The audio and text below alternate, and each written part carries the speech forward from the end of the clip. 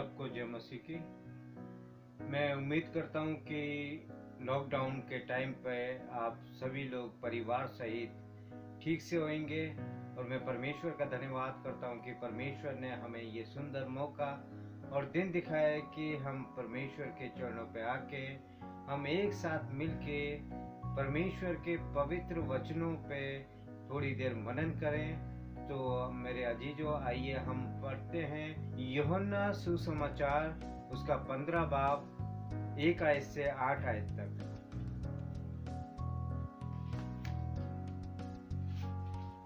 सच्ची दाखलता मैं हूँ और मेरा पिता किसान है। जो डाली मुझ में है और नहीं फलती उसे वह काट डालता है, और जो फलती है उसे वह छांटता है ताकि और फले। तुम तो उस वचन के कारण जो मैंने तुमसे कहा है शुद्ध हो। तुम मुझ में बने रहो और मैं तुम में। जैसे डाली यदि दाखलता में बनी ना रहे तो अपने आप से नहीं फल सकती, वैसे ही तुम भी यदि मुझ में बने ना रहो तो नहीं फल सकते। मैं दाखलता हूँ, तुम डालियाँ हो। जो मुझ में बना रहता है और मैं उसमें, वह बहुत फल फलता है, क्योंकि मुझसे अलग होकर तुम कुछ भी नहीं कर सकते। यदि कोई मुझ में बना ना रहे तो वह डाली के समान फेंक दिया जाता है और सूख जाता है, और लोग उन्हें बटोर कर आग में झोंक देते हैं और वह जल जाती है। यदि तुम मुझ में बने रहो और मेरा वचन तुम में बना रहे तो जो चाहो मांगो और वह तुम्हारे लिए हो जाएगा। हमारा प्रभु यीशु मसीह ने कहा है कि सच्ची दाखलता मैं हूँ। वो अपने आप को एक सच्ची दाखलता बता रहा है, और उसने हमें बताया है कि मेरा पिता किसान है। जो हमारा स्वर्ग परमेश्वर है वो किसान है। दूसरी आयत में लिखा है, जो डाली मुझ में है और नहीं फलती उसे वह काट डालता है। सो मेरे अजीजों, हम प्रभु यीशु मसीह में तो हैं। प्रभु यीशु मसीह का नाम तो हम लोग लेते हैं। संसार में रह के हम लोग प्रभु यीशु मसीह में होके चल रहे हैं, लेकिन हम प्रभु यीशु मसीह के राज्य के लिए कोई भी कार्य नहीं कर रहे हैं। हम प्रभु यीशु मसीह के राज्य को आगे नहीं बढ़ा पा रहे। हम इस संसार में रह के हम लोग उलझे हुए हैं, संसारिक बातों में उलझे हुए हैं, संसारिक कार्यों में हम लोग उलझे हुए हैं, और अपने आप को हम क्रिश्चियन तो कहते हैं, अपने आप को हम मसीह तो कहते हैं। हम कहते हैं कि बाप दादाओं से हम क्रिश्चियन हैं, लेकिन हम लोग प्रभु यीशु मसीह के कार्य को नहीं कर रहे हैं, उसके राज्य को आगे नहीं बढ़ा रहे हैं। जिसलिए प्रभु यीशु मसीह ने मेरे को और आपको इस संसार में भेजा है, वो कार्य हम बिल्कुल नहीं कर पा रहे हैं। इसीलिए हमारा प्रभु यीशु मसीह बताता है, जो डाली मुझ में तो है और वो नहीं फल रही है, तो वो क्या करेगा? वो ऐसी डालियों को काट डालता है, अपने से अलग कर देता है। सो मेरे अजीजों, हम लोग प्रभु यीशु मसीह से अलग ना होने पाए। हम लोग प्रभु यीशु मसीह की संगति में बने रहे और उसके राज्य में बन के हम लोग उसके राज्य के कार्य को पूरा कर सकें। जो फल प्रभु यीशु मसीह मेरे से और आपसे चाहता है, वो फल हम लोग प्रभु यीशु मसीह में बने रह के ला सकें। और हम प्रभु यीशु मसीह से अलग अगर हम हो गए और प्रभु यीशु मसीह ने हमें अलग कर दिया, तो वो हमारे ऊपर से सारी आशीषें खत्म कर देगा। जैसे हम आगे पढ़ते हैं, और जो फलती है उसे वह छांटता है ताकि और फले। जो डालियां फलती हैं तो उसे और भी छांटता है। माली अपने पेड़ की छटाई करता है ताकि उसमें से और भी वो छोटी छोटी कोमले निकले और भी टहनियाँ निकले। जितनी टहनियाँ निकलेंगी उतना फल ज़्यादा आएगा उन टहनियों पे, उन पेड़ों पे उतना ही फल ज़्यादा आएगा। इसीलिए वो छटाई करने के लिए कहा है। हमारा प्रभु यीशु मसीह कहता है कि अगर हम फल लेकर आएंगे तो हमें छटाई करेगा, हमें वो छांटेगा, जिससे कि हम और भी फलवंत हों और भी उसके राज्य में और भी आगे बढ़ने पाए। जिससे कि प्रभु मेरे और आपके जीवन में और भी कार्य करें, जिससे कि हम दिन प्रतिदिन प्रभु यीशु मसीह में आगे बढ़ें, ताकि हम संसार की बातों में, संसार के चीजों में आगे बढ़ने पाए। चौथी आयत में कहता है, तुम मुझ में बने रहो और मैं तुम में। प्रभु यीशु मसीह कहता है कि तुम मुझ में बने रहो और मैं तुम में बना रहूं। हम एक दूसरे में बने रहें, हम एक दूसरे की संगति में रहें, हम एक दूसरे की नजदीकी में बने रहें, ताकि हम नजदीक रहेंगे प्रभु यीशु मसीह से, उसकी संगति में बने रहेंगे। कोई भी शैतान की ताकत नहीं है जो हमें प्रभु यीशु मसीह से अलग कर सके। अगर हम यीशु मसीह से अलग हो गए तो शैतान भी हमारे पर हावी होना चाहेगा, शैतान हमें और भी दूर करेगा प्रभु यीशु मसीह से। शैतान नहीं चाहता है कि हम प्रभु यीशु मसीह की संगति में बने रहें। सो मेरे अजीजों, हमें प्रभु यीशु मसीह की संगति में बने रहना है, जिससे कि हम और भी ज्यादा मजबूत हों, विश्वास में मजबूत हों, हम लोग आत्मा में मजबूत हों, उसके राज्य में हम लोग मजबूत हों, उसके कार्य को करने पाए हम लोग, ताकि दिन प्रतिदिन हम यीशु मसीह के राज्य में आगे बढ़ते हुए चले जाएं। सो डाली यदि दाखलता में बनी ना रहे तो अपने आप से नहीं फल सकती। डाली अगर उस तने से उस डाली को टूट जाए या अलग कर दिया जाए तो वो अपने आप में कभी नहीं फल सकती है, और वो डाली तने से जुड़ी रहेगी जब भी वो फलवंत हो सकती है।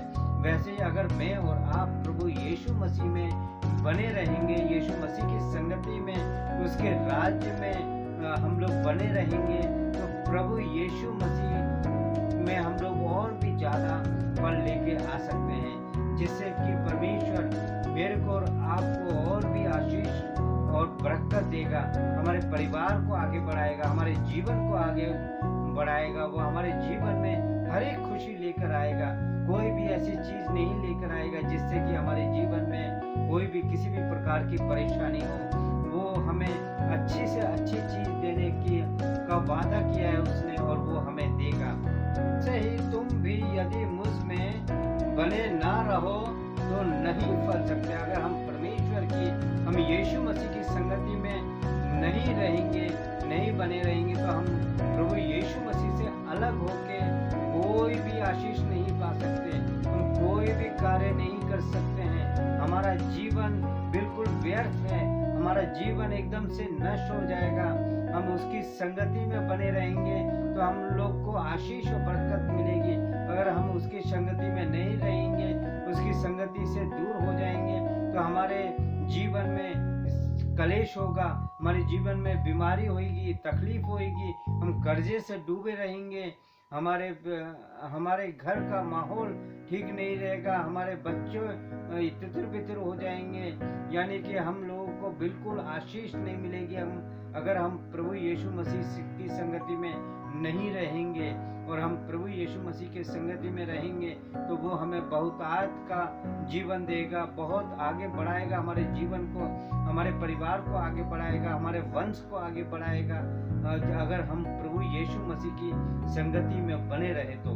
5वीं आयत में लिखा है, मैं दाख लेता हूँ तुम डालियां हो। वो कहता है कि मैं दाख लेता हूँ, यानी कि हमारा प्रभु यीशु मसीह जैसे एक पेड़ होता है, पेड़ का एक तना, मजबूत सा तना होता है जिसको काटना और हिलाना बड़ा मुश्किल होता है, वो हमारा प्रभु यीशु मसीह एक दाखलता है, एक तना है, और हम लोग उसकी टहनियाँ हैं, उस तने की हम लोग टहनियाँ हैं, जो कि हम लोग वो फल लाते हैं। हमारा प्रभु यीशु मसीह हमसे बहुत उम्मीद लगा के रखता है कि हम बहुत सा फल लेकर आए, जिससे कि वो प्रभु यीशु मसीह हमारे जीवन में और भी कार्य करें। आगे लिखा है, जो मुझ में बना रहता है और मैं उसमें, वह बहुत फल फलता है, क्योंकि मुझसे अलग होकर तुम कुछ भी नहीं कर सकते हो।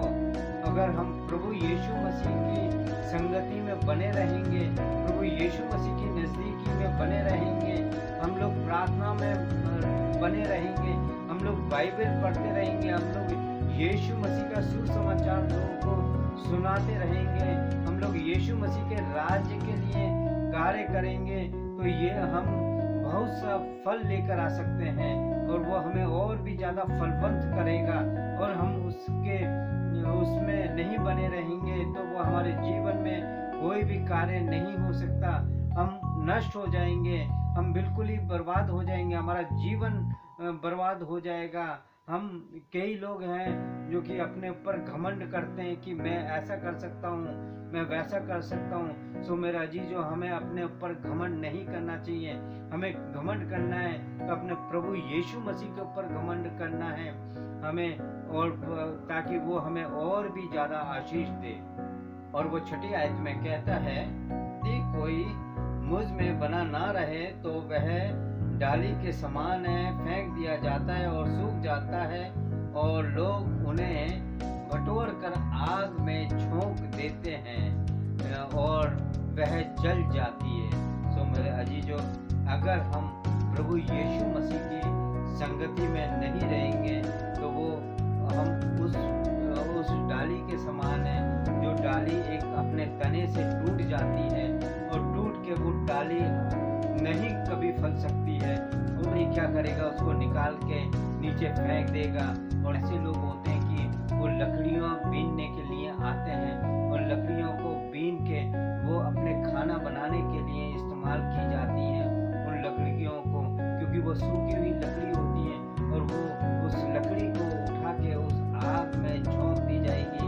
तो हमें ये दर्शाना चाहता है हमारा प्रभु यीशु मसीह कि अगर हम उससे दूर रह गए तो हम नर्क की आग में चले जाएंगे, और वो नर्क की आग होती है, वो कभी भी बुझने की नहीं होती। सो मेरे अजीजों, हम प्रभु यीशु मसीह की संगति में बने रहें, उसकी नज़दीकी में बने रहें, जिससे कि हम बहुत सा फल लेकर आए, उसके राज्य के लिए कार्य करें, उसके नाम में दिन प्रतिदिन हम आगे बढ़ते हुए चले जाएं। हम अपने अंदर कोई भी ऐसा घमंड ना करें जिससे कि हमारे प्रभु यीशु मसीह को दुख हो। हम घमंड करें तो प्रभु यीशु मसीह में घमंड करें, उसके राज्य में आगे बढ़ने पाए। मेरे अजीजों, हम इस राज्य के नागरिक नहीं हैं, हम स्वर्ग के नागरिक हैं, जो कि हमारी ये जगह नहीं है। हमें अपना मन लगाना है तो प्रभु यीशु मसीह में अपना मन लगाना है, ताकि वो हमें स्वर्ग में लेकर जाए।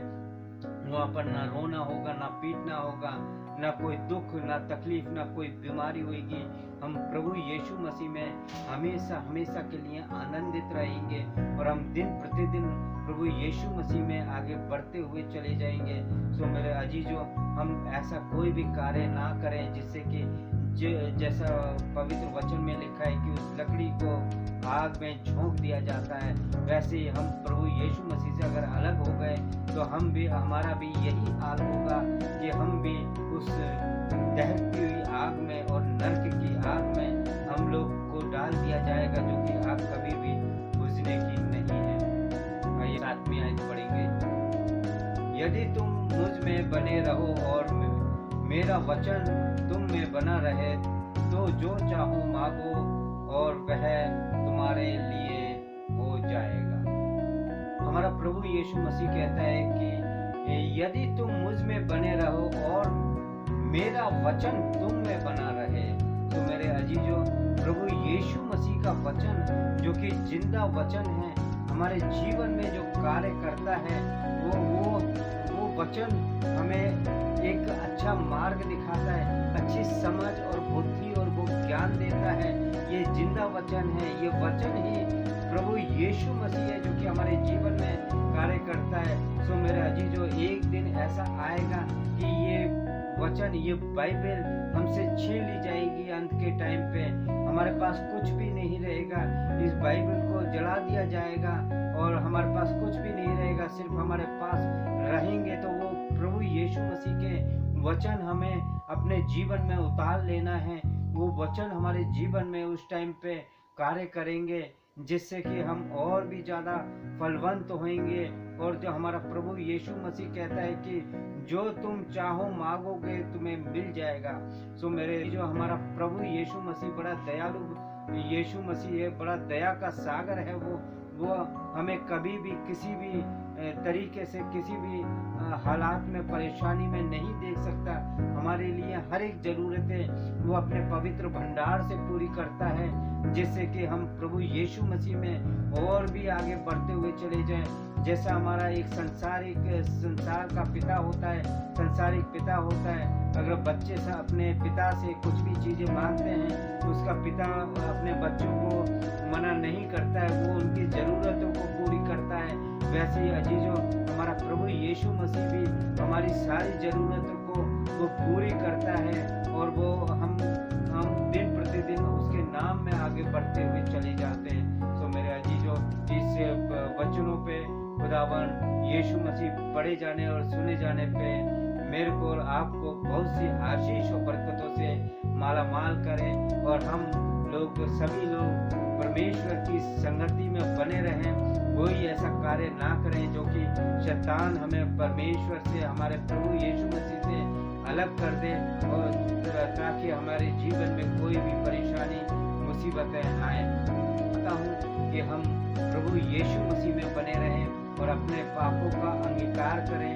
इस टाइम पे हमें बहुत अच्छा मौका मिला है कि हमें पापों का अंगीकार करना है और हमें अपने पापों को उसके सामने मान लेना है, जिससे कि हमारे पाप क्षमा किए जाएं।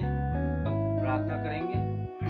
धन्यवाद मेरे स्वर्गीय शक्तिमान पिता परमेश्वर, आकाश और पृथ्वी को बनाने वाले परमेश्वर, धन्यवाद हो, आपकी स्तुति जय जयकार हो। मेरे दयालु पिता परमेश्वर, धन्यवाद करते हैं हम आपका कि आपने ये सुंदर मौका और दिन दिखाया कि हम लोग मिलकर आपके चरणों पर आएं और आपके पवित्र वचनों का मनन कर सकें। मेरे दयालु पिता परमेश्वर यीशु जी, जैसा आप जानते हैं पिता परमेश्वर, पूरे वर्ल्ड में कोरोना वायरस फैला हुआ है और लोग बहुत ही ज़्यादा परेशान है इस कोरोना वायरस को लेके।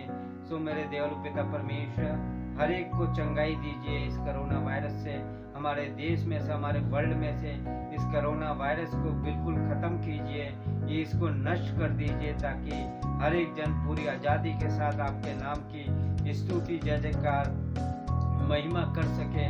मैं उन लोगों के लिए प्रार्थना करता हूँ जो कि कोरोना वायरस से पीड़ित हैं, उनकी सेवा में लगे हुए हैं, डॉक्टर लगे हुए हैं उनकी सेवा में, नर्सेस लगे हुए हैं, पूरा हॉस्पिटल का स्टाफ लगा हुआ है, और भी अटेंडेंट हैं वो लगे हुए हैं। सो मेरे दयालु पिता परमेश्वर, उनको सुरक्षा कवच दीजिए और उनको बचा के रखिए मेरे दयालु पिता परमेश्वर। और भी जो लोग हैं पिता परमेश्वर इस कार्य में लगे हुए हैं, उनको भी पूरी रीति से चंगाई दीजिए।